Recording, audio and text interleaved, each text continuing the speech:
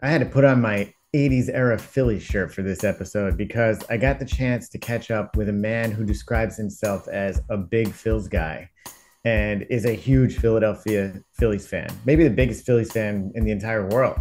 He runs the 2008 Phils account on Twitter, or X now, and this year expanded the Twitter account into a full blown newsletter all about the Phillies. It's also called 2008 Phils. His name is John Foley, and he really has become one of the leading Phillies historians out there. So we talked about all aspects of being a Phillies fan, great moments in franchise history, the biggest video highlights of the Phillies' modern history, as well as his personal favorite. We also discussed the evolution of the Philly sports fans, who have had a notorious reputation for bad behavior over the years. We talked about some of the things they did this year that may have signaled a change. And we touched, of course, on the 2023 season and how the team's season ended when they lost the franchise's first ever Game 7 in the NLDS. I've been following him on Twitter for about 4 or 5 years, and even though he posts there multiple times a day and never seems to miss a Phillies game, he's always been kind of a mystery to me. So I really wanted to talk to him and get to the bottom of his story. One thing I learned is that in addition to loving the Phillies, he really loves the city of Philadelphia, particularly the neighborhood he grew up in, which became very clear at the end of the episode when I asked him to give a few plugs. He gave a very interesting response. It was a really fun conversation. So here he is, Big Phil's guy, John Foley.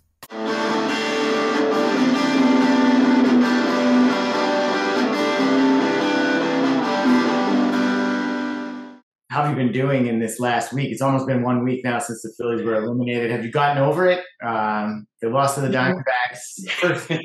First Game 7 in franchise history. I couldn't believe that, actually. Yeah, I mean, for a franchise that's been around for so long, I guess it sort of highlights, how rare the playoff appearances are. Um, but yeah, by no means over it. I mean, it's a week. It hurts less today than it did yesterday, and Yeah. I know the drill by now. I know it's going to be a while, and but I know I'll be right back there in spring, Yeah. ready to get hurt again. You Yeah. know, just Is it? I mean, it was difficult this year because last year I do feel like last year was a huge surprise. You know, they fired Girardi, they're losing in June, have a losing record in June, and then they go make this run, and it felt like all sort of just gravy. You know, that yeah. like we even salvaged the season to make the playoffs, and then suddenly we're in the World Series. This year we had it. We were up 2-0 against the Diamondbacks, and a 10-0 win. I was like, I've been a Phillies fan for a long time now, so I'm sort of conditioned to be skeptical. But I was like, God, I don't know how the Diamondbacks can recover from that. That's just an embarrassment, losing 10-0 the way they did. They were, letting the pop ups in the infield drop. I mean, how did you feel this year versus last year's elimination? No, everything you said, I co-sign pretty much verbatim. I mean, yeah, last year there had been such a long playoff drought. You're just happy to be back in the playoffs, and then the comeback in Game 1 in St. Louis was amazing. And now you start thinking, wow, we're actually going to even get playoff games at Citizens Bank Park. Yeah, And then from there it sort of felt like gravy. Now once they were up 2-1 over the Astros, it was like, all right, let's do this thing. Let's get yeah, it done because these opportunities don't come around that often. But all in all, you look back at it, and that's a successful season. It's hard to assess 2023 until there's a little bit of time between it. I think we'll look back and say that was a pretty good season. But man, being up. I mean, you had Arizona dead to rights, yeah, and they choked it away. They just, and I was shocked because I really think of this group of players as um, being like, bright light players, guys that step up. I think there's a reason Kyle Schwarber's been in the postseason so often.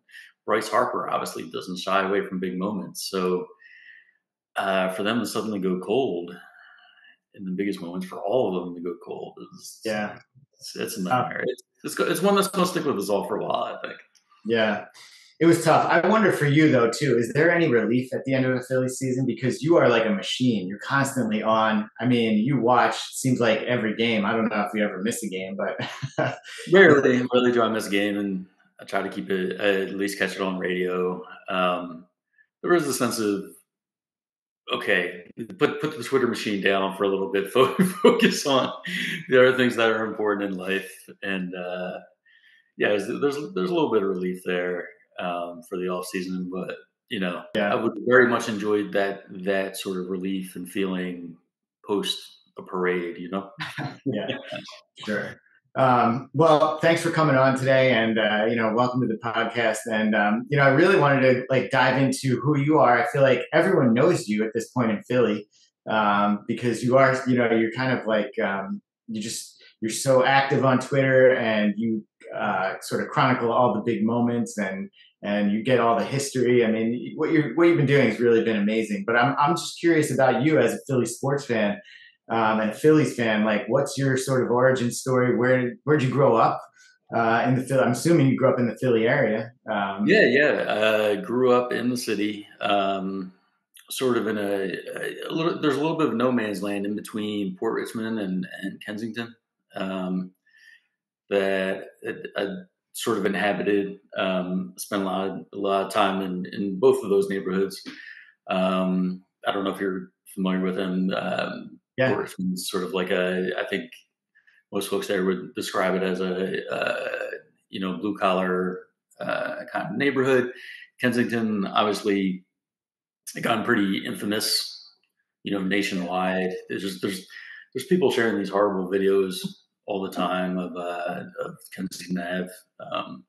Not walking distance from where I grew up, and I don't know. It's very frustrating. It's something more than a pet peeve. It really stings my heart to see. Some people take a look at it and there's compassion, but that's very rare. I feel like most of the times I see that, my neighborhood, the neighborhood I grew up in, I see it just sort of being exploited for these political points. It feels like yeah, is that right? So, I mean, are you saying it's not quite as bad as it seems in the videos? Because I mean, I've seen the videos. I think even Vivek Ramaswamy was there, and he put out some of those videos from what he saw. Yeah, the Ramaswamy was there. I think Dr. Oz made a swing through and pick somebody up to take them to rehab or something. It is it is as bad as it looks. Yeah, That's true. Now, what I don't like is that being presented in a way where people with absolutely no compassion for the suffering that folks are going through down there, they just slap it up there. They take a ride down Kensington Ave. They record some of the most horrible things you'll ever see. And then they throw it up on social media, like, look at this. Look what happened to Philadelphia. Everyone flee the cities. And it's like, well, yeah, no.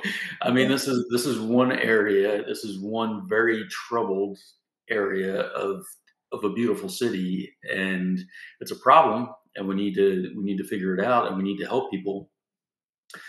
But when you present it with no compassion whatsoever, and the vibe from a lot of these accounts, it's just it's people who've never stepped foot in the neighborhood or even Philadelphia in their life.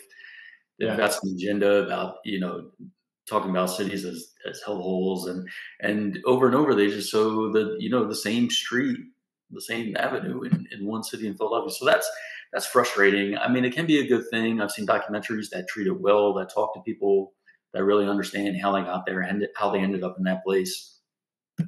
Not the same thing as you see some horrible posts that are like, look at these animals, look at these zombies. This is what Democrats get or something. It's frustrating yeah, because these are human beings. Every single one of them was somebody's baby. They have a father, a mother. You got people down there looking, trying to find their kids. What went wrong? How did they end yeah, up over the street? So fine. That's how it is. If you want to document it, go ahead, but do it with some compassion and just understand that these are real people. So I'll get off yeah, my soapbox on that, but yeah. it's where I grew up, and it's personal to me. Personal to me. I got a brother that spends a lot of time on that avenue. I got one of my sisters has been down there too, and you know, to see it as just sort of like a publicity stunt for some of these politicians can be frustrating. Yeah, I hear you.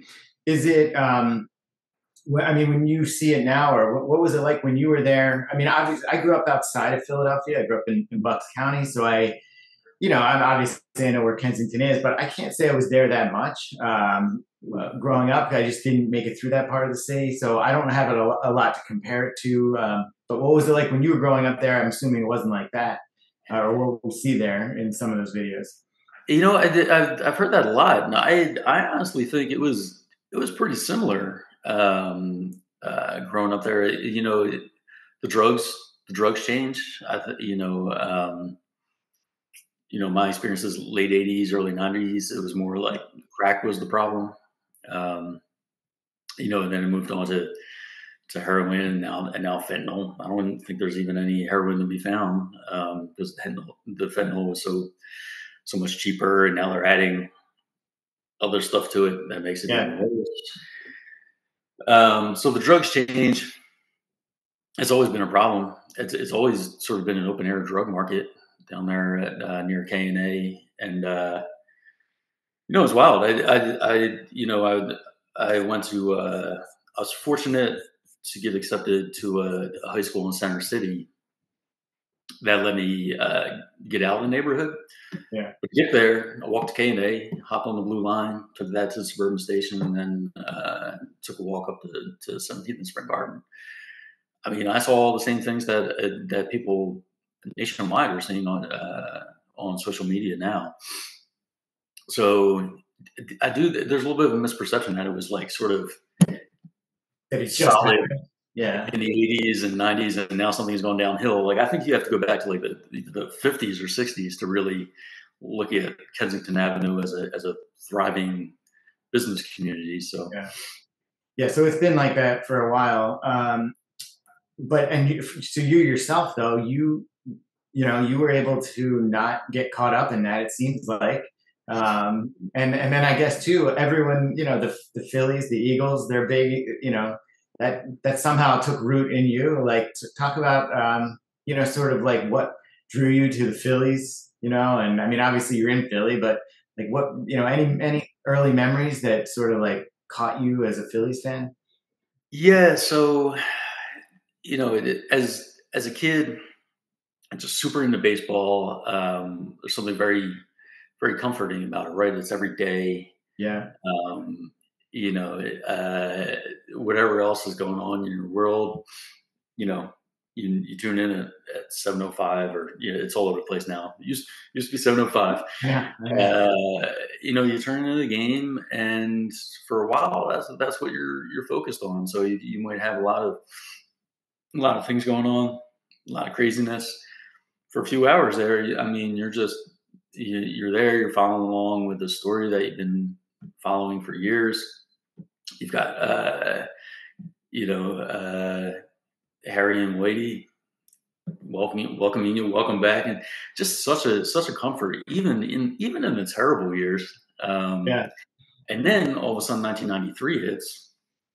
I'm 12 years old, and this like little niche interest that I had, and that people around me were interested in the Phillies, but they were terrible. Anybody older than 12 knew that like they're not doing anything. Yeah, Uh, but then for them to catch lightning in a bottle like that, yeah.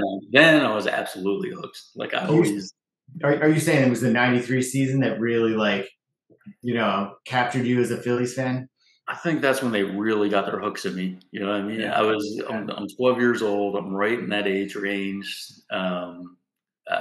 Where maybe had that season not happened, I start to realize, okay, this team is terrible and nobody cares. Maybe I'll find some other interest.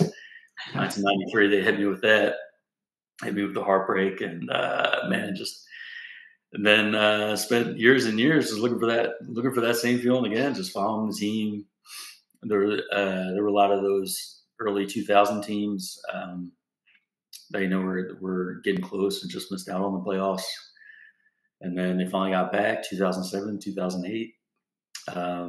You know, it was incredible. Yeah, I mean, after that, they really turned into a National League dynasty.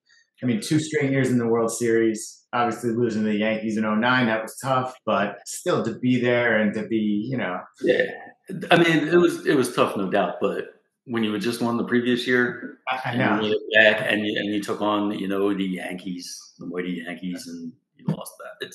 That was bearable. And then it got increasingly more heartbreaking. 2010, 2011. It did, but they were so good in the regular season, and even I feel like I guess the year they won 102 games, it almost felt like what we saw with some of the 100-game winners this year, where maybe they just ran a little too hard in the regular season and won too many games, if that's possible. Yeah, yeah. And it's funny because they clinched so early, Yeah, as you know, a team dominating like that does, and then you know they took their foot off the gas, right? Uh, Lost a lot of games there at the end. See, they could have been like a 110 win team, one of the, yeah, but but it they didn't really. need to. And then, Mhm. yeah, it's so hard to know what goes on, because then it's like you're not really playing meaningful baseball, and then that's why I think the Phillies this year, they played meaningful baseball, almost up till the end, and then so they came in, like they came in kind of hot into the playoffs. I think same Yeah. same as last year, and No, we're no, I hear that completely. Wild card teams coming in hot seems to be in recent years, you know, a recipe for some success. But I will tell you that when the 102 win Phillies lost, I didn't hear a lot of complaining and crying about the format. yeah, We blamed our team. We yeah, said, how did you go out there and not hit? Uh, so a little bit different than yeah, the tears I've heard from Braves fans recently, yeah. or Dodgers fans, I guess too. So getting back to your early fandom, though, I'm assuming you went to games at the Vet. Did you get to many per year? Like, what were you, how many games were you Absolutely, getting to as a kid when you were growing up as a Phillies fan, or and then even in '93? a lot. At least before '93, a lot of games because they've got this 60,000 seat Yeah, football stadium, basically that they're trying to fill up for baseball games with a terrible team. There were just tickets everywhere. Buy this package of hot dogs, Phillies Franks, get a ticket. yeah, that's right. They would come to the schools and just hand them out, just anything to try to fill the seats. And if you don't particularly have much faith or optimism in the team winning or competing for anything, just a great place to go and hang out as a kid and take in some baseball. Now you couldn't always see the game up in the 600, 700 levels. Yeah, Uh, it's nuts to me now that it was like, yeah, bring binoculars because with this seat, you're I not mean gonna that was. But you know what? You remember? I don't know if you remember this. I think this was one of the greatest things for those 700 level seats. I think they called them general admission, and it was Mhm. $4 at one point.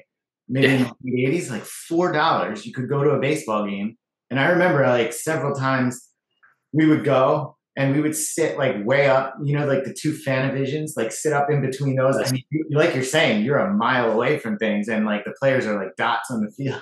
yeah. But it's a warm summer night. You're chilling. Yeah, You got a section to yourself yeah, a lot of the time, yeah, and it was just fun. It was just a fun time. It's a very different kind of fun than yeah. I don't know since. what I don't know what those tickets ended up being when the vet at the end of the vet's run. Maybe they were like $7. I feel like they were always very cheap, like There a were baseball ticket. always plenty of great seats available. I think. Yeah, yeah. But in '93, I'll tell you this. So I was 17 years old in '93, and Okay. that was like a magical season for me. I went to 10 games that year, and they didn't lose a single game I went to. I couldn't believe it. Um, Right. and and that was the season. And I remember too at those games, like they were. I don't want to say they weren't sold out ever, because I think that had like 66,000 seats in it, so it was tough to sell that thing out on a weeknight if I was going with my friends or whatever. But there was always big crowds, like in the 40,000s, not like those 12, 15, 20,000 crowds, which was great. It was a real, like, palpable feeling in the vet that year, It was just a party all summer long, because they just, from the start, and I can't remember another Phillies team that's really done this, I don't think. From the start, they just blew the doors off, came out, 8-0? Yeah. And, except for a couple mild scares late in the season, they were just they were just running away with the thing. And that's different. That's not something we've experienced even with a lot of these. I guess except for maybe 2000. It's a rare experience with Philadelphia Phillies team to feel confident pretty much from April on that we got something going on here. Listen, I never feel confident as a Phillies fan. Never. Yeah, and that's part of when I became a Phillies fan, and sat through some really bad teams. But I think it's just I can't. I'm even when they were up 2-0, I was like, they really just embarrassed the Diamondbacks. But I still didn't feel entirely confident that they were going to win this. I'm not confident until that last out, is done. Yeah, they showed you exactly why, and that's why. I mean, we've been through so much harder that we keep it guarded even when everything looks great, and that's exactly why they were prohibitive favorites. Up 2-0 and even up 3-2, and I don't know. Yeah, I'm still not ready. So you went to the vet a lot as a kid growing up. What about when the vet went down, when they demolished the vet?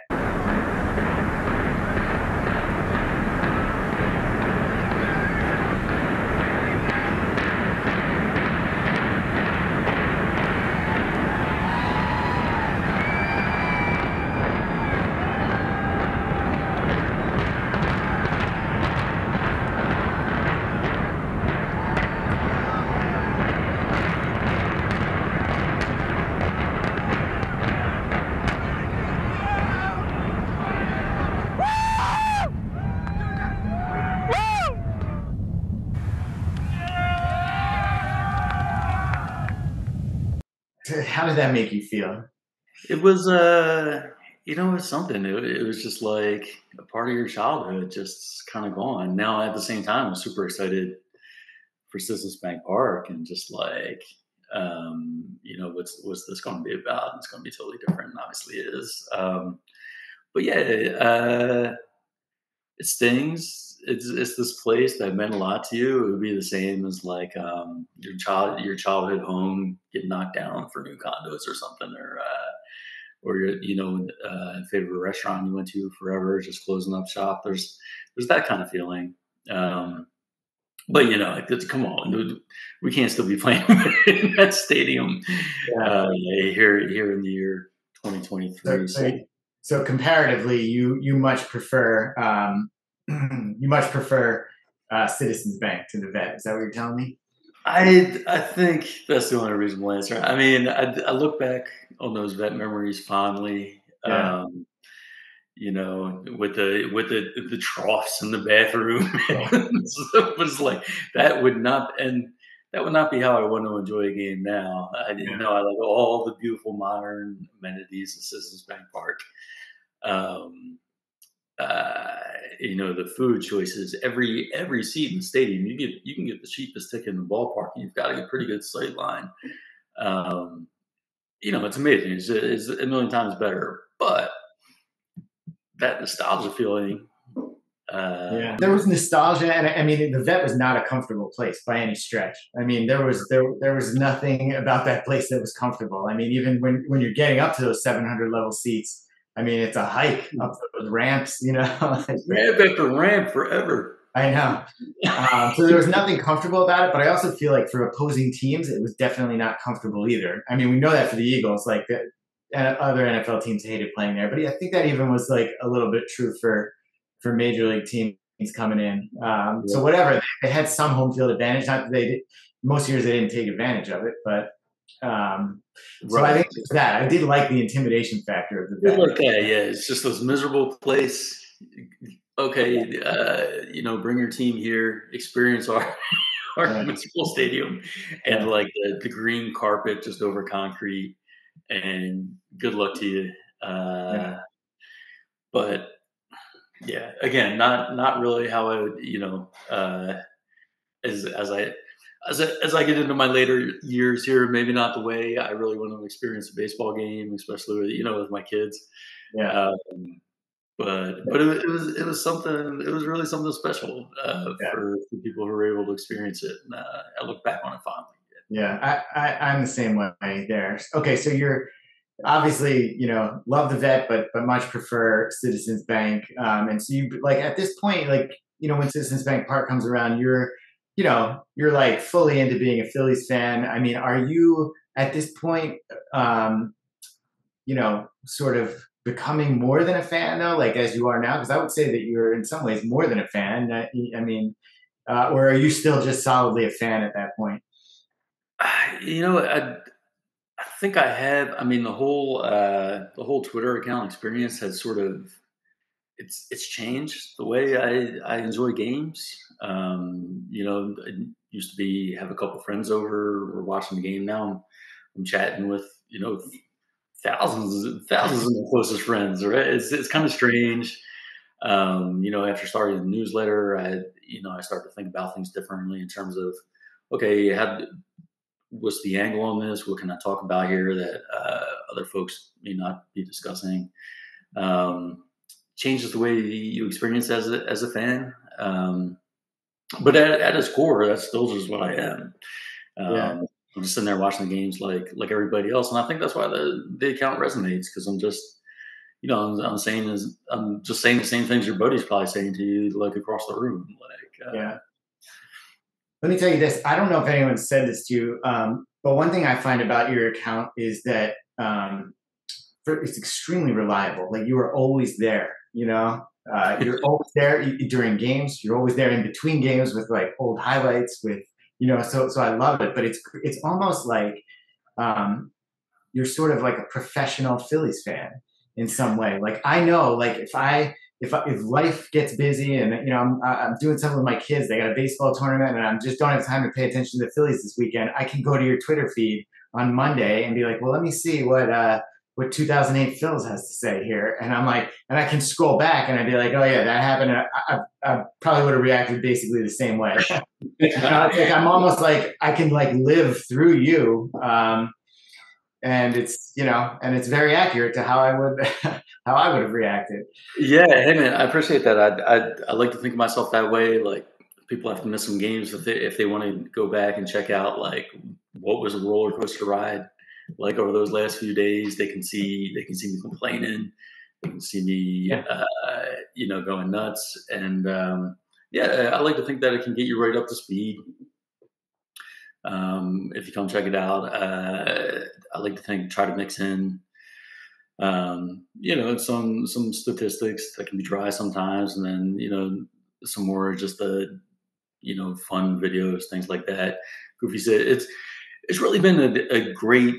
I found it to be a really great creative outlet for me. yeah, Um, that and when people respond to it and say, "Hey, I'm enjoying this," and it just makes you want to do more and put more yeah, out there, and it makes me feel like a part of the thing in some ways. I'm not going to be able to go out there and solve the ninth inning problems and throw a fastball, but well, I'll tell you what, you're more than a part of it, though. I feel like at this point, and I guess that's what I wanted to ask you too is at what point did you realize it was starting to take off? When did you feel like, all right, this is something it's resonating with people? I mean, you have, I think you have around 30,000 followers at this point, but, and I've probably been following you for about 4 or 5 years now. But when I found you, you already had a lot of followers. Somehow I um, didn't know about you. When did you feel like it started really heating up for you? I would say 2016, 2017-ish. In 2015, I started the thing where I was like live tweeting the 2008 season. I'd seen, I was sort of fascinated by Twitter. I'd been like a long time Twitter lurker. I loved it for breaking news, for information, for a variety of points of view. I really enjoyed it. Wanted to wanted to be something more than just lurking on there. Wanted to add to the conversation. Wanted to help. There had been some historical accounts before mine, like live tweeting like the crash of the Titanic or something, or like or World War II. So I think, if I can recall correctly, it's a while ago now. Yeah. But if I recall correctly, I saw some of that and be like, I think it could be kind of a funny thing. This 2015 team is so bad. It could be kind of a funny thing to just look at it and let's just pretend it's 2008 and follow that step by step. And picked up a few followers.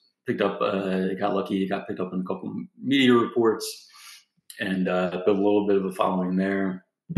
Then I just didn't really have a better idea. Did it again for like the next season. Did it for the 1993 season, sort of that day by day, play by play thing. Hold on, let me make sure I understand this. So in 2015, you were actually live tweeting the 2008 season as though it was happening. So that's correct. I was very dedicated. It was just 2008 Phillies. There was no me. It was just like an anonymous account. This is the Phillies account, but it's in 2008. And then it was kind of a perfect year to do it because, in years prior to 2008, there wasn't a lot of media available to share. Starting in 2009 and moving forward, all the teams sort of had their own Twitter accounts and were doing their own thing.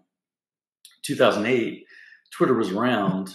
The Phillies account was just getting its legs underneath it, figuring out what Twitter is. Yeah. So it was cool because I could pick up and pluck out real time reactions from some tweets in 2008, and then having things with the benefit of hindsight, making jokes like now it's time to panic because we've lost a few games in a row, and it worked out well. And had fun doing it for other seasons as well. 93, as we talked about, very special season. So you live tweeted or you tweeted the 93 season. What year did you do that then?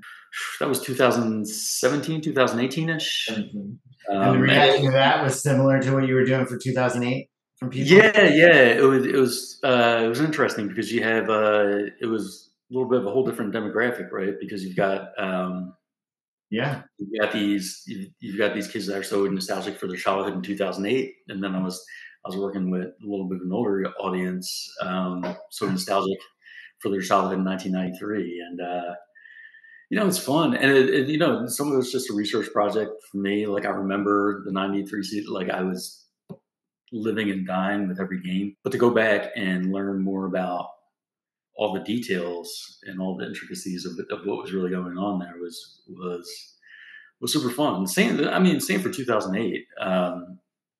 I was there along for the whole ride, but there are things you forget, especially if you're like me and you experience that sort of golden era in your 20s.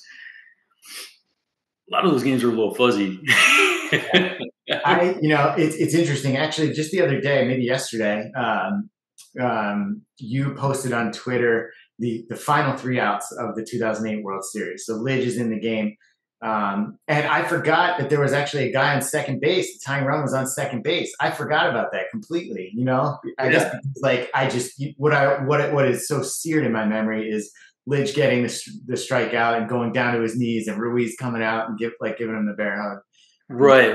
That's why I really love that clip, because all the time you see the final strike and Lidge dropping to his knees and the hug and everybody in the dog pile, but.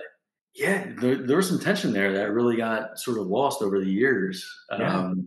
And I love that longer clip of it because it really did a terrific job, the video folks, of getting a look at each player's face and just sort of feeling what they're feeling. I know everybody loves the pitch clock now, but there's just something about that moment building, and tension that a lot of people forget about. There's a runner right there, and everybody's thinking the same thing. Like Lidge was perfect for 47 of these. Like it would be so Philly for him to be. I know. So, love for the first time. As you say that, John, I was thinking the same thing. The live direction of that whole sequence, that last inning, was amazing. You know, the super close-ups of Lidge's face. They're cutting at the dugout. The guys around the infield. I think it was Pedro Feliz at third base, who was probably like a late game replacement, right? Yeah, yeah. Was he late game? No, maybe he was starting that. He might be starting the game. Yeah, but it was so dramatic. And then the hit was a broken bat hit too. It wasn't even that good of a hit, but it gets in there. Then he steals second. It's like, oh my God. I was like, here we go. I know what's going to happen, but I was getting nervous again. I know. I still get nervous when I watch it. Like, what's going to go on here? So. And then the other thing I noticed, like you mentioned, it took so much longer, right, than today's game. It's really amazing. It was 15 years ago, but it gave the TV team the time to go to shoot around and get to look at everybody's face, Jimmy Rollins. Which I love, man. And I know I'm very much in the minority on pitch clock. I've accepted it. This is where the game's going. But especially in the postseason, to be able to just let the game breathe like that and, let the moment build. That, to me, that's always been a special element of baseball, the way that, the tension builds and builds and builds, and then finally there's a hit and everyone erupts. And, you can still do that with the pitch clock, but it's a little different. It's not nearly as pronounced, though. You're right. And I agree with you. I'm not a huge fan of the pitch clock. I've I guess kind of come to accept it. It's fine. To me, the biggest thing is I don't like it messing up the players. I don't want the players to be really distracted by that. It seems like they're not very much anymore. It seems like they've sort of internalized what they need to internalize.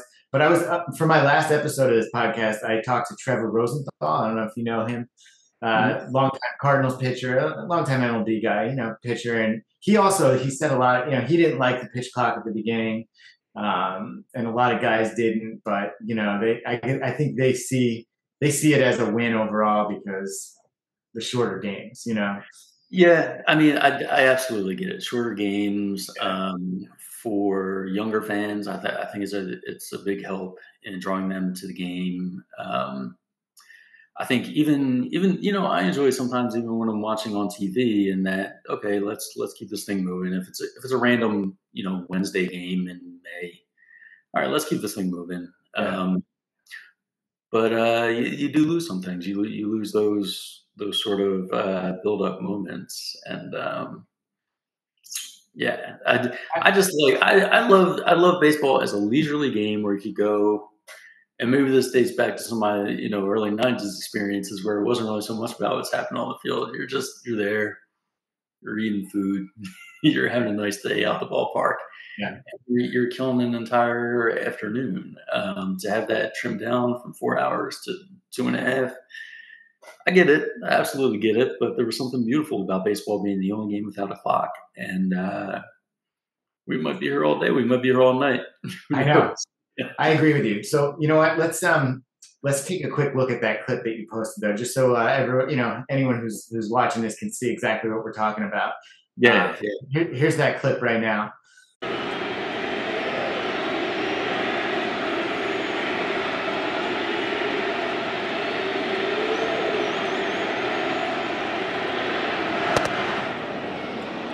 Two and two.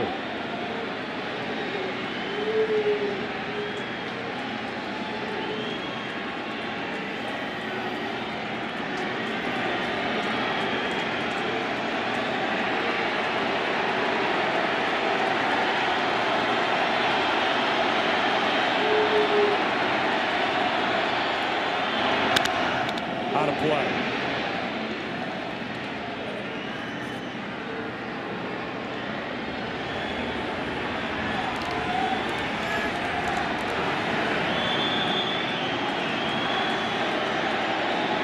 We have to go back 27 at-bats for Longoria. A Game 5 home run. The ALCS against Boston, his last long ball.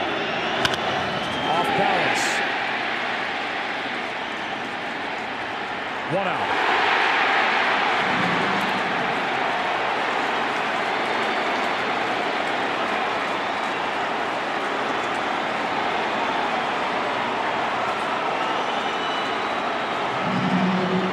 Phillies won their 6th National League pennant when they beat the Dodgers. Their only championship, the 1980 season, when they beat Kansas City in the World Series 28 years ago. This is the 126th year in franchise history.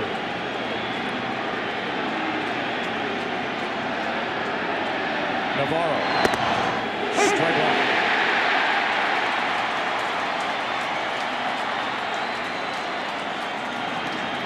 And the Phillies won it in 1980, Game 6. They clinched it on October 21st. Steve Carlton, the 4-time Cy Young Award winner, was the winning pitcher. McGraw got the save. Strike two.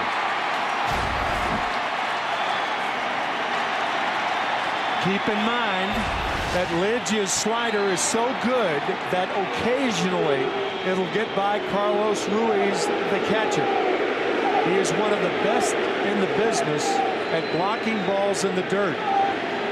He had one strikeout wild pitch against the Dodgers in the NLCS that allowed a runner to go to first after striking out.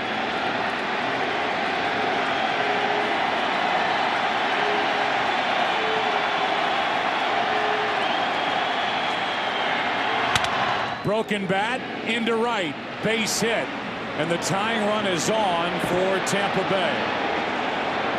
Deanna Navarro shattered his bat. He is aboard with one out.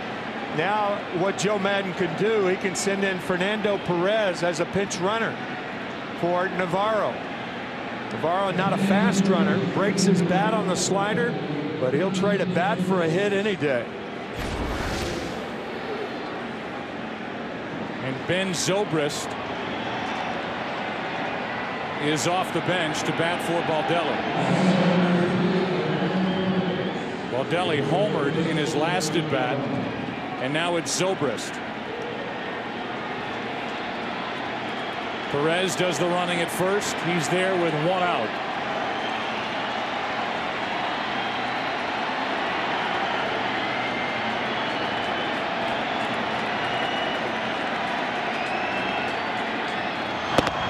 Strike one. This is a Tampa Bay team that has 23 stolen bases this postseason. That is a baseball record for a single postseason.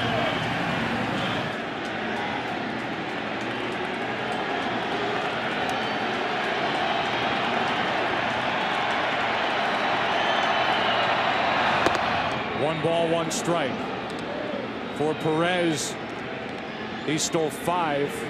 Was not caught this season. And George Hendrick, the first base coach, trying to make Perez aware of the slider in the dirt. If it bounces away from Ruiz, go to second. But you have to go immediately. There he goes. Got a good jump, throw down, not near in time. And so Perez, the pinch runner, steals second. He's there with one out, representing the tying run. That's a problem not only with Lidge, but a lot of excellent closers, is they do not have a good move to first base. And Perez steals it easily.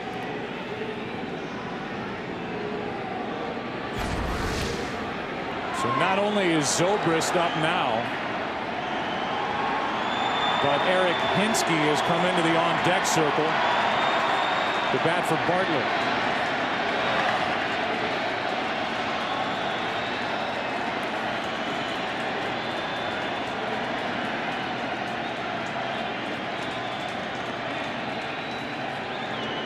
Again, time is called at the plate as Ben Zobrist,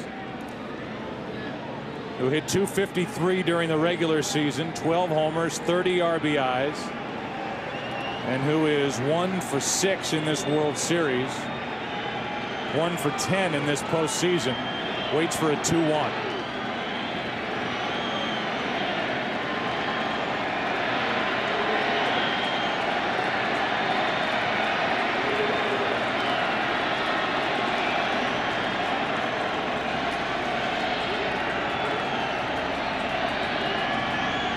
Zobrist lines one into right.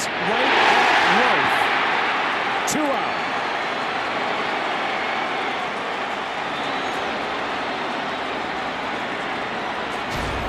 Everest hits it right on the button, a slider. Too much hang time.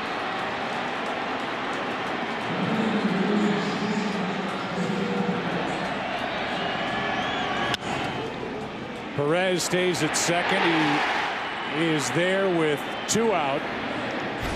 And Eric Hinsky will bat for Bartlett.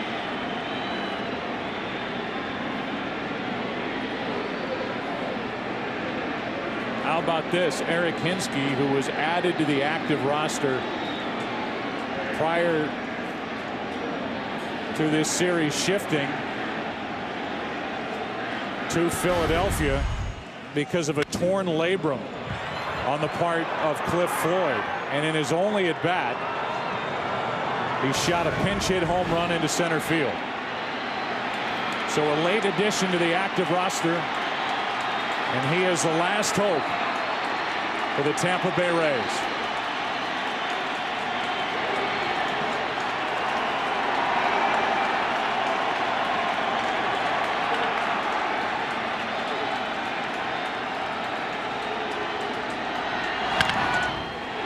That's foul.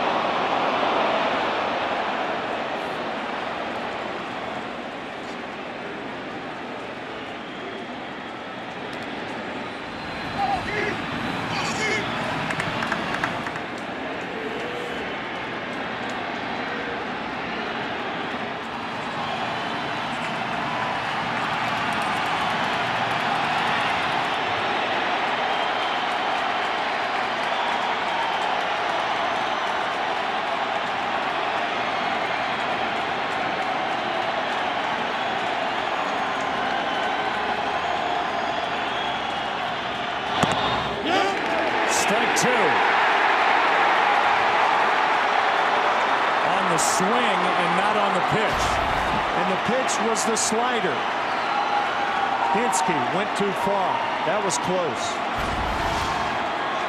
It was called a swinging strike by home plate umpire Jeff Kellogg.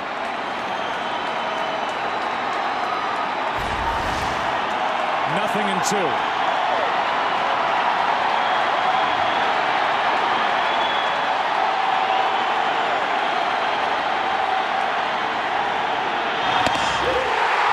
Are world champions.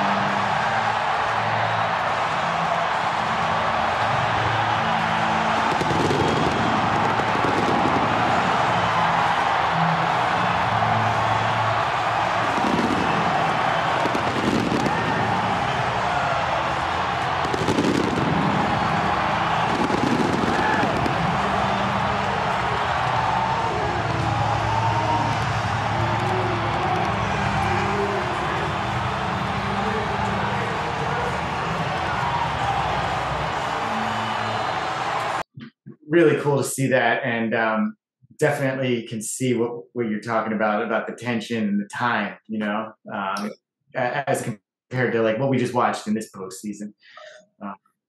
So obviously that's a big highlight from obviously one of the biggest highlights in Phillies history. But you chronicle so many of the highlights, so many iconic highlights. I'm wondering, what do you find over the years that the fans respond to the most? Like, what's the biggest, or not the biggest, or maybe some of the biggest highlights that just the fans seem to love the most? I feel like you have a unique perspective on that, doing what you do. Yeah. It's funny. It's sometimes things get bigger reactions than you might expect. There's of course all the 2008 stuff, and you just know people are that's going to resonate with people. Whether it's the final out or the Blanton home run. Matt Stairs, Brett Myers working that walk, and Victorino following up with a grand slam. Like, that's always going to do well. People are never going to get tired of seeing it. But there are a lot of other memories and seasons that didn't end in championships that they're just incredible. And I love the way people have responded to them sometimes. Like, I remember exactly where I was for that. 2007, that's one of my favorites. That last day of the season. There's the Jimmy Rollins triple. I think, or very early on, the fans had seen the score between Marlins and the Mets, and they knew it was right there. And right from the get-go, it seemed like there was no doubt that this was it. We're going back to the playoffs for the first time in 14 years. And the way they did that too, with that last, what was it? Was it 7 games in 7 days that they overcame? Something like that. They were 7 games behind with 17 to play, and catch them on the last day. That's and then after that, the Rockies came through and they were just on fire, and they cut through them like a buzzsaw. But getting back to the playoffs after 14 years, I mean, we experienced something similar not too long ago now. Yeah. That's a great highlight. I really like a lot of the 93 highlights. Some Milt Thompson defensive wizardry, Mariano Duncan grand slam on Mother's Day. I can't believe you brought that up. I know you've tweeted about that one. Yeah. People, I mean, that's one where so many people are just like, I remember that. I know exactly where I was, who I was with. And I love that. I love those responses. And so I've seen you tweet about it. That I was going to tell you, that is actually one of my favorite Phillies highlights of all time. Because, I mean, let's set this up for a second, right? It was, 93 season. I think it was Mother's Day, right? It was Mother's Day, actually. I know this. I was watching a game with my mom, and Phillies are losing in the 8th. Cardinals bring in Lee Smith, who at the time and he's like one of the most fearsome closers in the game at this point. Yeah. Was there anyone bigger than Lee Smith? Absolutely not. I don't think so. Yeah. I mean, he's the last person you want to face. Yeah. And they brought him in the 8th, which was pretty common back then for closers to get like a 2-inning save or more than 3 out save. I mean, now it's here, and then Mariano Duncan comes up first pitch and just crushes one to left, and the place goes nuts. Phillies have him loaded with 2 outs.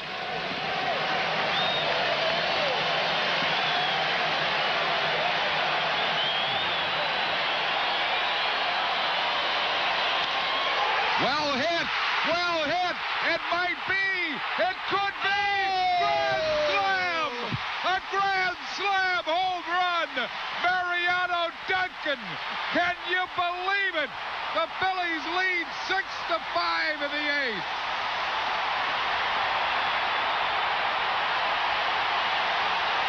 I tell you, what a reception. Oh, brother. This crowd of 46,000 plus has been silent all day to then wake them up. Man, oh man, a grand slam home run, Duncan. Phil's lead 6-5. Duncan is now lifetime 8 for 15 off Lee Smith, the all-time save leader. That has to be the biggest one he ever had. Duncan did not look good in his first 3 at-bats against Tewksbury. He struck out twice, grounded out. First pitch off Smith, I think, was a ball. It looked like a high fastball. This crowd is not going to let it go either for a while. What a big blow. Grand slam home run. Mariano Duncan, and Juan Bell will come out as a pinch hitter for Mark Davis. And with the Phillies taking the lead, that will get the Wild Thing up in the bullpen.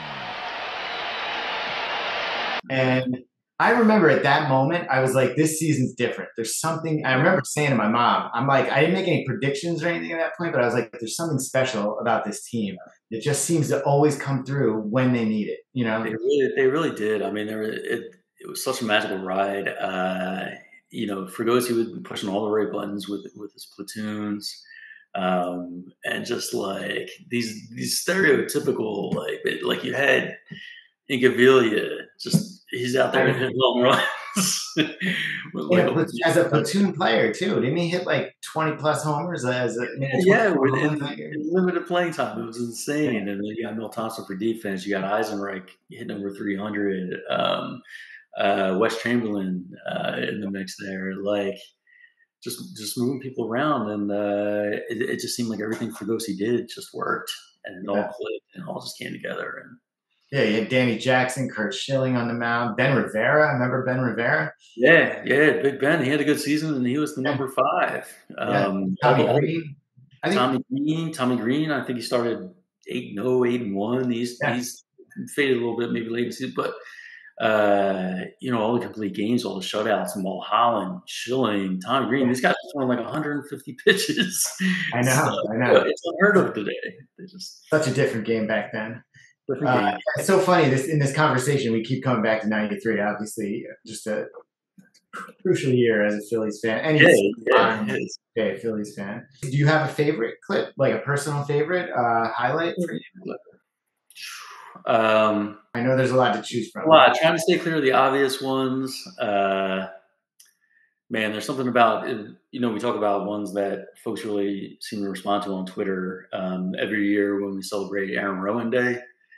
Yeah, facing it, running, and just go up in his face to make that catch.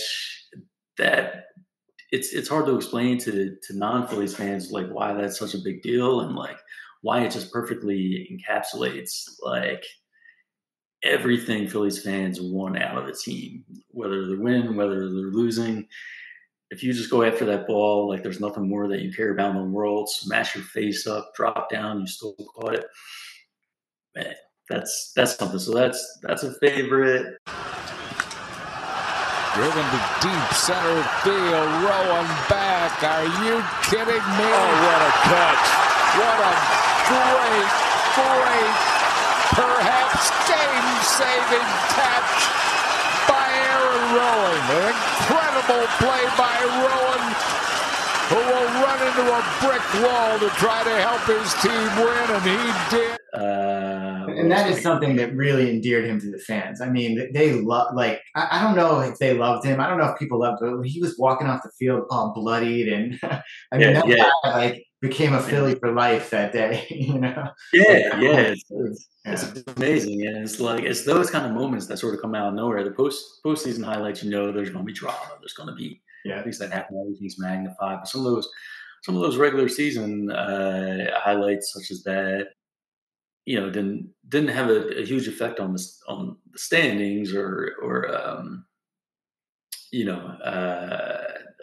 playoff chase. But those little like hidden gems that I've been able to discover, like rewatching a lot of these old games, are really some of my favorites. You know what I wonder too? Have the Phillies noticed you at all? Are you in contact with them?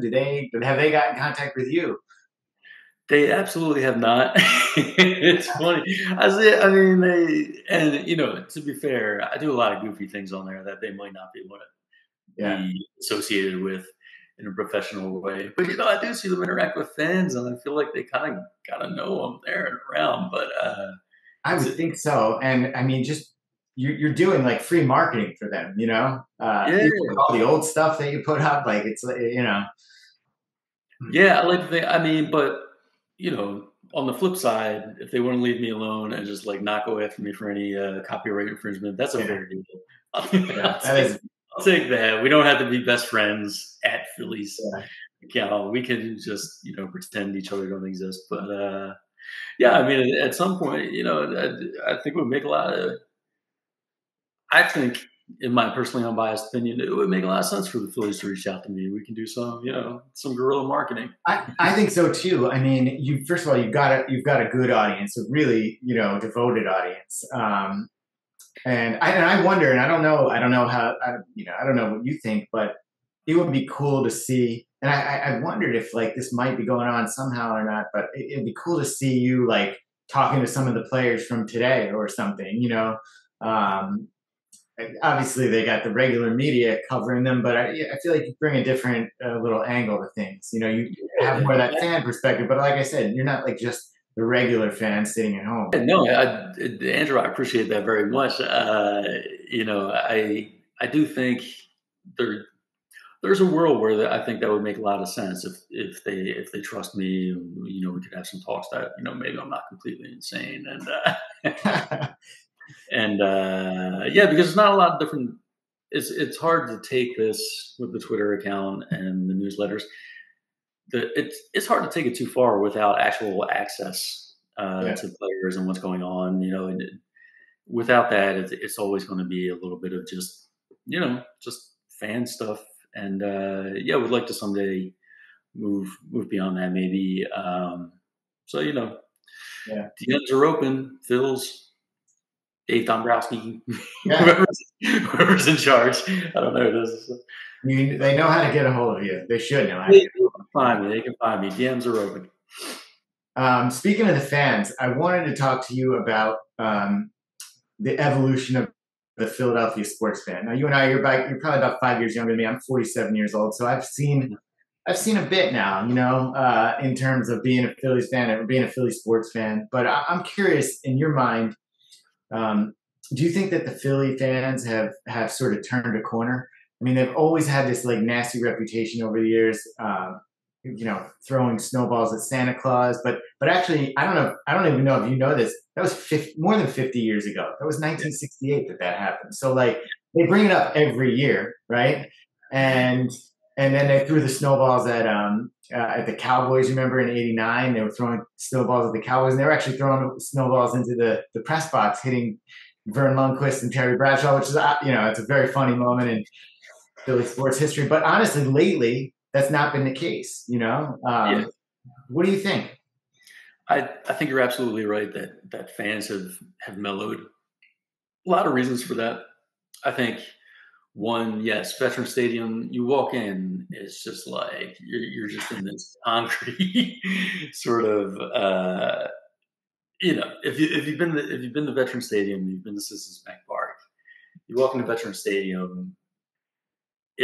We're here to torment the other team. We're here to torment other coaches. Apparently, folks in the press box. You walk into Citizens Bank Park. It's a lot more family friendly. It's happier. You can have a great time at the ballpark, whether the Phillies win or lose. There were a lot of attractions at the Met to really not a lot of distractions there. Yeah. Yeah. So I get the vibe, at least in person, that's more family friendly. I don't think anybody's lost the passion. I think we're just as passionate now as we were then. I think we express ourselves in different ways. I think the younger generation has done a lot of terrific things in terms of, not being so horrible to each other as like maybe some of us who are older used to be. In terms of, I still see if I see a Cowboys jacket or a Mets hat, I have a visceral reaction. Just back to adolescence. Like I'm upset. That's part of your DNA. There's nothing you can do about it.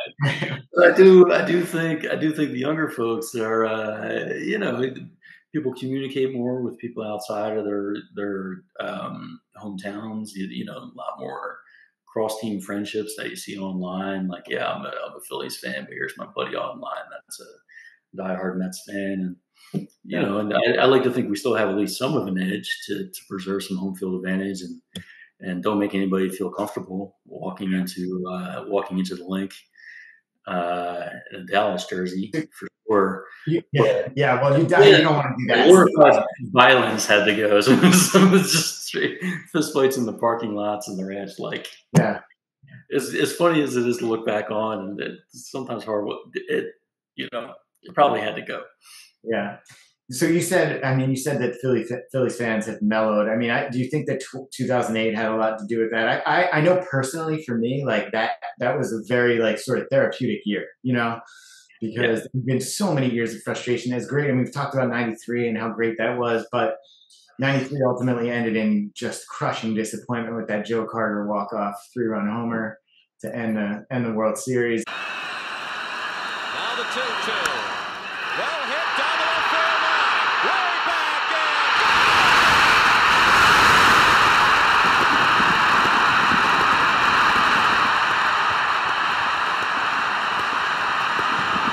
Joe Carter with a 3-run homer. The winners and still world champions, the Toronto Blue Jays.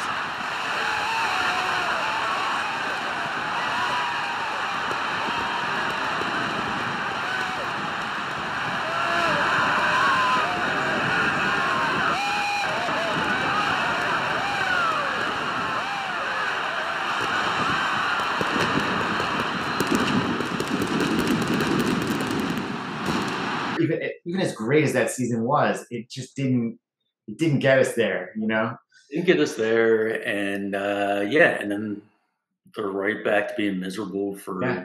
bulk of the '90s. Some of those teams that came close, the Larry Boa Phillies there, but didn't quite make it with these late season series against the other. It's usually like the Marlins or the Astros messing things up. So by the time I got to 2008, I'm 27 at that point. I've never seen not just the Phillies. I've never seen an Eagles championship. I've never seen a Phillies championship. I've never even seen, I'm more of a casual fan of the Sixers and Flyers, but I've never seen them win. I guess the Sixers won when I was a toddler. 83, I think, but yeah, you're not going to remember that. Right. So you've got this feeling that is this ever going to happen? Like, just the math of it and the odds, like so many seasons, 4 seasons a year for how many years, and you don't really know if you're going to see anything. And it makes you a little miserable. So 2008, winning it all, I think that took some of the chip off our shoulders. The Eagles Super Bowl victory, I know that was that was a huge weight off of so many. All you heard for so long was no rings. Got to see that, and for me, that was enormous. For a lot of people, I mean, that was for me. 42, 43 years of never seeing the Eagles win a Super Bowl. Seeing them go to the Super Bowl, but yeah, and having that actually happen against like one of the greatest NFL dynasties of all time, and an all-time game, just trading punches like heavyweight fighters. And Nick Foles catching a touchdown on the Philly special. Nick Foles, fascinating, man. Just like plays the game of his life. Could not have played any better. I don't know if any other quarterback wins that game. And also, I've seen him play games where he looked like he never touched a football before in his life. I'll never figure him out as a quarterback. Well, with him, I think there's something special with him in Philly. Because when he's not in Philly, he's not the same QB. He's not saying he needs us. I know. We might need it. Well, I don't know if we need him now, but anyway, so you think that to 08 and then maybe the following years too, when they were perennial playoff team, at least, that helped mellow Phillies fans out a little bit.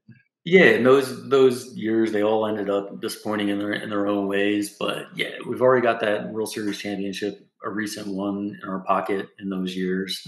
And then things go off the rails after 2011. But then the Eagles around, they were doing their thing. They won that Super Bowl, and that absolutely has a mellowing effect on long-term fans.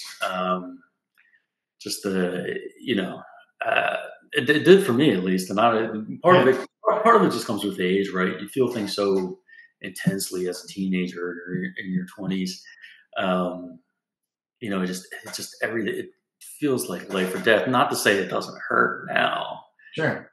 At an older age, but at those ages, feelings just hit you. I mean, it's like that's why the music you listen to then ends up being what you listen to for the rest of your life, right? Because it hits you with these emotions. Sure. It's at a formative time and all that. But right. Don't you think it goes beyond the age thing though, John? Because like this year, like let's even talk about the Trey Turner standing ovation. That really surprised me. First of all, it was a great idea. I loved it. But that surprised me because back in the 80s, that's not the way Phillies fans were, I mean, they booed the hell out of Mike Schmidt, a guy to wear a wig on the field. Right? Like, talk about the Trey Turner thing. Like, where did that come from, and what do you think about it? It was different. It was out of character. I saw the idea floating around on Twitter, and then I co-signed on it, and I was like, hey, I think this is a great idea. Maybe we should do this. Never in my life, I know a lot of people take credit for how it started. I know Jack Fritz was leading the charge on radio. From what I understand, the Philly captain, social media influencer, had a lot to do with it. I think that's where I saw it was from him, and retweeted it to try to get maybe more people on board. But First of all, I never thought anybody would do it. Just like you said, the history of how fans have treated players in the past. That's just not how things were ever done in the past. That like, hey, you're straight. And there were times here and there, when a guy was struggling, it's like, all right, let's give him a shot. This was something really different, and to have people buy in.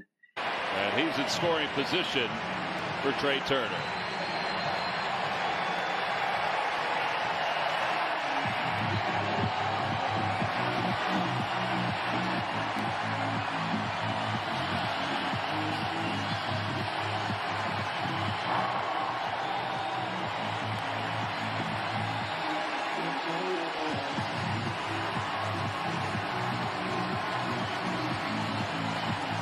And then for it to work, for it to not only work, I mean, he went from one of the statistically one of the worst players in baseball to statistically right back where he's supposed to be, is one of the best. On that day, I don't think it was a coincidence. Like, it really helped, and that was fascinating. I was on board with the idea, but I did not think it would have those kinds of results. That's why. I think you're safe to say it saved his season, right? The Philly fans saved his season with that. Absolutely. I mean, there's no way it's a coincidence, right? You look at the numbers before and after August 4th, I think it was, and that's not a coincidence because it was maybe the day, 2 days before the ovation, right, where he had the really bad game, not just after that, but in the field, and he's like, "Hey, I just lost." Yeah, and he looked shook. Like he really looked shook. Like in the interview, rocking back and forth, and you could just tell he was going through it. There were stories about him like being in the batting cage till midnight, 1 in. I mean, this guy needed it. He needed to know he had his back, which is like sort of it's tough for him to be there in his first season and understand that. Even without the standing ovation, we're still behind you. We're booing what's happening right now. We're upset. You sign an 11-year, $300 whatever $1 million contract. We're upset. That doesn't mean we dislike you as a person. There's not a lot of venom behind those boos. It's like, come on, man. But these players are people. They're human beings, and to get that ovation really seemed like it had the effect on him. I mean, it's hard to argue with those numbers when you look at it. Yeah, I mean, I was looking at one thing, in 5 weeks. In the 5 weeks after that, he hit 388 with 16 homers and 41 RBIs. That is such a hot streak. It's just bonkers. I mean, it's after months of just brutal numbers. Like he dragged his season numbers up to pretty close to where you would have expected them. I've never seen anything like that. It's wild. I'm so glad we did it. It feels like it's really even just it got national media attention, and it feels like it's changing the way people think about Philly fans. So that's all good stuff. We're progressing. Society is progressing. We're progressing. Maybe not with it, but just behind it. There's some sort of progression. There's some sort of evolution going on with the fans. I think that was one sign of it. And you know what was the other sign that I thought? I don't know if this struck you at all, but Rowland. So Scott Rowland came back in late September. They did a Wall of Fame ceremony. I guess they put him on the Wall of Fame, and he didn't get booed when he came into the Citizens Bank when they introduced him. Now, there weren't a ton of fans there, but he came out and he got cheered, and he gave a hug to Bill Giles, the old owner of the team. And I was like, you know what? I think Philly fans have changed a little bit. I think they changed. I think that's part of the change we've been talking about. Also, when you look at it in retrospect, he was right about a lot. He just wanted them to spend money on the team. And the organization was busy pleading poverty, like we can't compete until we get a new stadium. I haven't seen the numbers. I don't know the truth in that, but it was just at the time, it felt like, all right, this guy doesn't want to be here. You get gone then, and never talk to us again. With the benefit of hindsight, he was an incredible player for teams that didn't have much else going on. He provided some excitement. I don't love that he'd rather go somewhere else than stick around and suffer with the rest of us, but I understand it now. Yeah. Yeah. I felt like at the time I understood it. I did understand it. I thought the fans were tough on him. That when he came in, there was so much expectation on him to be the next Mike Schmidt, and it's like, come on, no, you can't expect a guy to come in and hit 500 plus home runs over a career. I thought there was just too much pressure on him right from the get go. Yeah, it's tough. He's an interesting case study in Philly's sports history. Yeah. He had a lot of valid points. He was right about a lot of things. Also, if you're not with us, you're against us, and that's where we're. So I was surprised to see him welcome back. I'm sort of ambivalent towards Scott Rowland. Yeah, fine. We shouldn't hate you. Yeah, but you're not. I don't really think of him as part of the Phillies organization. He wasn't going in the hall with that Phillies hat on. That's for sure. Yeah. Now, I want to ask you too. Some of your all-time favorite Phillies players. Did you have some when you were younger? If so, who are they? And then, now as an adult, in your 40s, who do you? Who's your favorite? Who's your all-time Phillies favorite player? Yeah, so it changes. I would say every time I'm asked this question, I end up naming a different player from 2018 because sometimes it's just all right, Chase Utley, such an obvious choice. Look what you did to this franchise. Sometimes it's Jimmy Rollins. He was just the most fun to me. It's looked like he was having the most fun out there and just gave the team, an attitude that yes, we can go beat the Mets and talked a lot and then backed it up. And what's more fun than that? And then other times I'm just like, you know what? I'm just really sort of a basic bitch baseball fan, and I don't want to see Ryan Howard hit home runs. I would do anything to see him just crushing the 50 home runs again. Earlier on, I would say, going back once again to the 93 team, Lenny Dykstra was it for me. Batting leadoff, runner up in MVP to Barry Bonds, I think. And it was a close call, just wreaking havoc, putting up the numbers he did out of the leadoff spot. And, you always got the sense he was going to come through. He was clutching the postseason too that year. Yeah. If you follow him on Twitter, he'll be very sure to mention what his career postseason. He does. He loves to once a day I'll mention it. And hey, man, he deserves it. He got it done. So he was great. When you were really young, who did you have a favorite player when you were a kid? I mean, maybe it was Lenny Dykstra. Even before that, so before '93, I remember I had this baseball glove I used for years was the sort of plastic Juan Samuel fake autograph. There's time there where Juan Samuel was the face of the franchise. Yeah. I think they gave that away at the because I think I had that. That was a giveaway. They gave it away at the ballpark.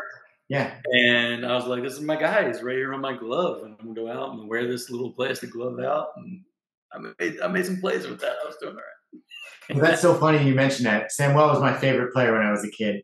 Okay. In fact, I can't dig it up right now, but I'll find it and put it in here. I got my picture taken with him. So I don't know if you remember this. They used to do camera night at the vet. Do you remember that? Yeah. To let you come down on the field. You 2 hours before the game, they'd open up the field and you come down. And so my dad took me down there and I got my picture taken with him. I think I was 10 or 11 years old. And that was such a thrill because I used to love the way he played the game, lots of triples. He would, stealing base. I think he stole 72 bases was maybe his career high in a season. Yeah, it was a lot of fun. And, Mike Schmidt was still around. When I was my youngest into this, and sometimes you'd be at the game, and it's all right, this is where everybody starts to pay attention. Mike Schmidt's at bat, now we'll pay attention. Followed his chase to 548, and that was fun. But he wasn't mine. He belonged to the previous generation of fans. He was at the tail end of his career by then, so I didn't get to partake in any of the 1980 craziness or any of those fantastic late 70s teams. That all belongs to somebody else. But he was around, and of course, gotta respect him as a legend. I think I know the answer to this based on how this conversation has gone, but what is your favorite edition of the Phillies team? Is there one year that you're just like, I love that team more than any other year? I think had this year's team been able to pull it off, there'd be some competition, and maybe if they do it next year, they might be it. But for me, it's still 2018. That's the team I watched win it all, and that's just sort of the trump card, right? Like they won it all. I never saw anybody else win it all. I really do think the current team has a great core, and they're going to be right in the mix. And if they can mix in one championship and a number of pretty successful seasons, they'll be looked at like those 2007, 2011 golden years because, there was only the one championship, in 2008. The other seasons didn't end like anyone wanted. In the moment, they were disappointing. But now we look at like the whole era as a great time, and it was to a certain extent. But this era could be the same way, and it would be something along the lines of, remember 2022, they got there, they were up 2-1 on the Astros. 2023, there was the debacle with the Diamondbacks, but they were in the mix. 2024, they win a championship. It's a whole different conversation. So yeah. Now, what's your? Do you want to make a prediction here, or what do you think is going to happen in 2024? Is it going to be another season of slow starting and then turning it on midway and finishing strong and going roaring into the playoffs, or what do you expect from this team? You've seen it 2 years straight, so that's sort of becomes like that's what I'm familiar with this group of guys. So that might be the safe bet. I'd like to think that they get it going a little earlier. It's tough to make a prediction before their postseason moves. I mean, if Nola walks and they only have a replacement for him, now you've still got some good arms in that rotation, but it leaves a big hole. So we'll see what they do there. Does Reese come back and put all that power back in the lineup from the right-handed side? But without the unknown there, I think they're going to be right there again. Hopefully it'd be a lot more fun if they're competing for the division title. But if they're not, I think you have to think they're going to be in the wild card mix again. I mean, why wouldn't they be? I think you're right about that. They have so many weapons, right, to compete. I feel like they can compete and get right. At least find their way into the playoffs, and we know what they can do once they get there. Yeah. So they don't shy away from the bright lights, despite the horrible way the season ended.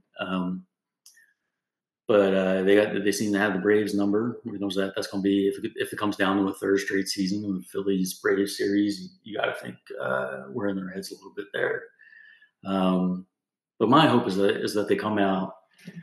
Don't come out flat again. Like right from the get go. Let's make it clear that we're here, we're competing at the top of the division, not for wild card 1 or 2, but like trying to win the division. Make a statement. This is going to be.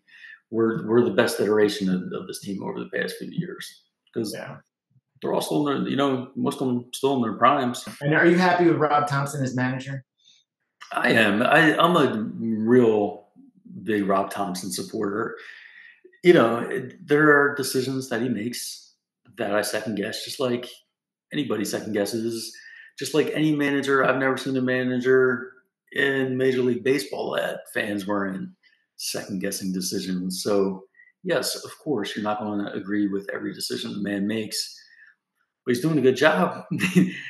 I've seen him press a lot of the right buttons even when it didn't seem like the right choice. I've seen him take this team deep in the playoffs for 2 straight seasons, especially turning around the ship in 2022 when they were sort of left for dead. I like he's got this steady demeanor about him, while the players on the roster can be wild and volatile and a lot of fun, and then you've just got Rob. He's just even keel, doesn't overreact. There's a couple bad games, everybody starts screaming, drop this guy in the lineup, move that guy up. I think there's something to be said for consistency, and the manager's saying, look, we're not going to be reactive every night. And if you go over 4, now I'm dropping you to 8. And if you get a couple of big hits, now you're our cleanup hitter. I think there's very much something to be said for stability, guys knowing the roles. This is where you're going to be. I have confidence in you. You might be 1 for 18, but I'm going to leave you right where you're at because I know what kind of a track record you have. I know what kind of a player you are, and I know you're going to come out of this. And I think, I don't know for sure, but it sure seems like the players respect that and respond to it. They certainly seem to have responded to him, whatever he's doing. And like you said, the way he turned around the team in 2022, I don't think anyone saw that coming. Maybe we thought, hey, we'll get through this year and maybe turn it around a little bit. But wow, to go all the way to the World Series. And it seemed like you really had a lot of faith in the young guys that Ferrari didn't. Yeah. And, for as far as managers go, he's all I need. He's fine. Yeah. There's very few managers that are going to come in and like somehow add wins to the team's total with some sort of like spectacular strategy. Especially now there's DH. There's less strategy around like the pitcher spot. What do you want out of the guy? He's fine. He's fine. Yeah, I hear you. Hey, so a couple more questions for you before you got to go here.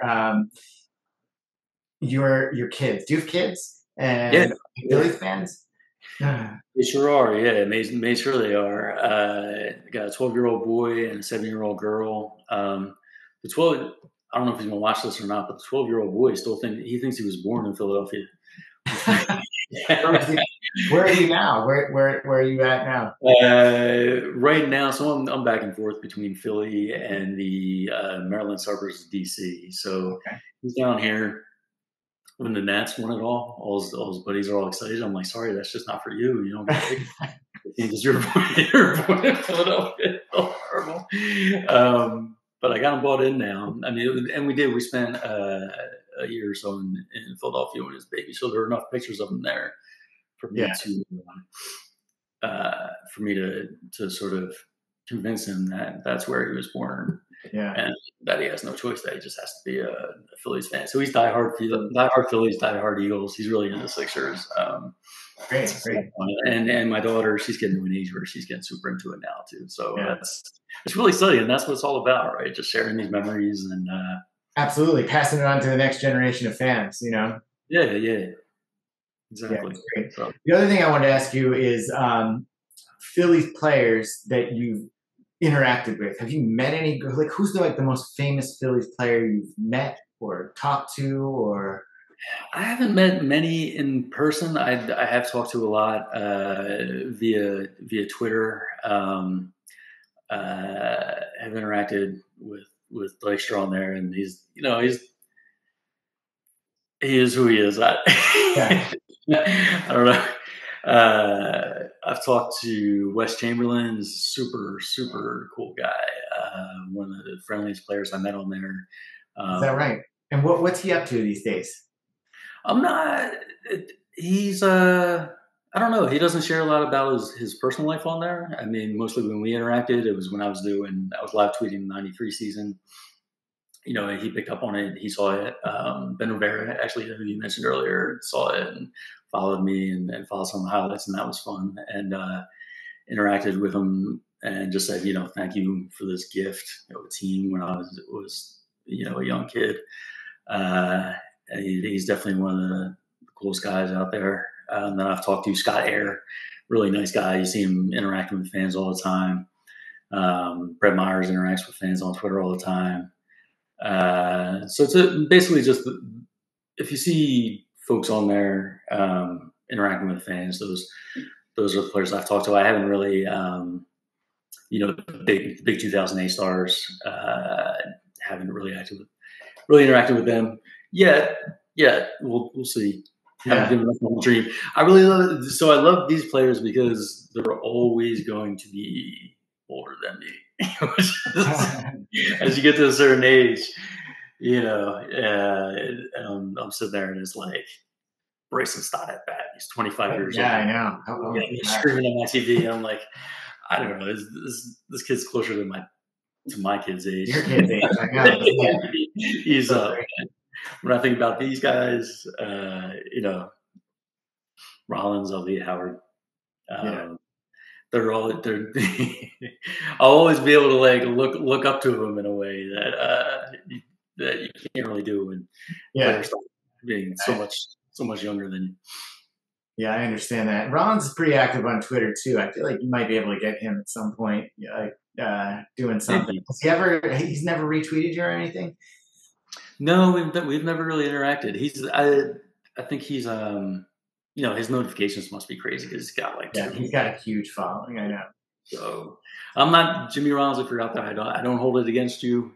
And, we got to make that happen. We got to get Jimmy Rollins sometime. That's but yeah. That's been just the guys I have met. That's been a pretty wild experience. And so all that's been over Twitter, but now you haven't met anyone in person? I've met, at the ballpark, the Bull is always around. Greg Luzinski, yeah. Yeah, talk to him over at the barbecue. Tommy Green seems to be around a lot. Just who else? I go to spring training as much as I can, and have always. I feel like I run into Charlie Manuel pretty much every year. Oh, yeah. He's so accessible. He's so friendly. He's always. I think he's signed the ball for my kid like on 3 different occasions. Wow. Or to 3 Charlie Manuel balls, but he's he's just the best. He's everything you think he is when you see him on TV and stuff in terms of just being a great guy. So yeah, for what he did for the organization too. Wow. I mean, he really he turned things around big time. Big time, and and fans weren't always super kind to him in those days when he was managing, and he didn't let it get to him. He just did what he did, and basically just turned everyone's opinion around. Charlie's Charlie, man. He's incredible. Boa too. You find them together a lot, and they're both pretty accessible. Interesting. Well, this was a great conversation. Super fun to talk to you, John. Let's quickly give a plug too, like everything. I mean, obviously you got followers and everyone knows, but just in case anyone sees this and maybe isn't following you or doesn't know about you, it's on Twitter. Yeah, so on Twitter at 2008 Phils with a Z instead of an S is the Twitter account. That's where you can find most of my nonsense. Sometimes it's statistics, sometimes it's just old video highlights, sometimes just goofy jokes. If you're a Phillies fan, I like to think that it can help. Can help you enjoy your Phillies experience more through the good times. Oh, it enhances it. It enhances it for sure. Yeah, so there's that. There's the newsletter. We just wrapped up our first season of that. I think it did really, really well. Come join about 4,500 people who have subscribed to that now. I do some writing for it, but I also get a lot of really, really talented guest writers, artists, creators to just sort of put out their Philly stuff. I mean, there's such an incredible community of talented folks who are Phillies fans on Twitter doing their thing, and I really enjoy. As much as I like doing the writing for the newsletter, I think in some ways I like the promotional aspect of it more, and trying to say, hey, here's this person I'm following on Twitter that's doing amazing things all the time. Please take a look also and see how amazing they are. And then if I'm going to give one more plug, I would like to plug my friends at the Paper Mill Food Hub. It's at Paper Mill Food Hub on Twitter. I think it's also papermillfoodhub.com. It's a 501c3 organization that I helped form, run by a friend of mine. And every week they deliver a ton of food and diapers also to families in need in the Philadelphia area throughout Kensington. Obviously special to my heart. All through North Philly into the North, every part of the city, really. They do amazing things. It's a fantastic group of volunteers. Every penny goes to the food, diapers, some other household essentials that get delivered, and it's a great organization because there's a lot of programs out there intend to help people, but there's paperwork, and you have to go to this office and sign up, and there's an embarrassment factor for a lot of folks that I have to go stand in this line at a food bank. What this organization does is brings those items straight to folks' houses. There's a great group of drivers that comes in every week, picks up the food, picks up the diapers. They have their sort of delivery routes. They drop it off, and it's growing. It's doing really good, but we can use all the help we can get because there's a lot of people struggling out there, especially in the city of Philadelphia. And I think this is an organization that really, just directly helps. Just puts the food, puts diapers, puts the Tide Pods and dishwashing liquid like straight in the family's hands, and just helps people get by. So that's my big plug. Papermillfoodhub.com as a 501c3 entity, tax deductible donations. Please check people that can out. Donate right to it and donate right through the website. Is that how they can do it? That's right. You can donate it right through the website, papermillfoodhub.com, or if you have trouble finding it through the website, there's a Twitter account for it as well. And check it out if you can, if you're able to help. I encourage anyone who has the financial means to do so, especially if you're in Philadelphia. Philadelphians helping Philadelphians for the most part. That's it's what we need. It's what we need more of. So I'm really proud of being a part of that organization. Yeah, it sounds like you should be. That's really good and kind of you to do. And it sounds like they're doing necessary, important work. And one other thing I wanted to tell you I love about is your description. It was one of the things that first caught my eye. It just says "Big Phil's guy."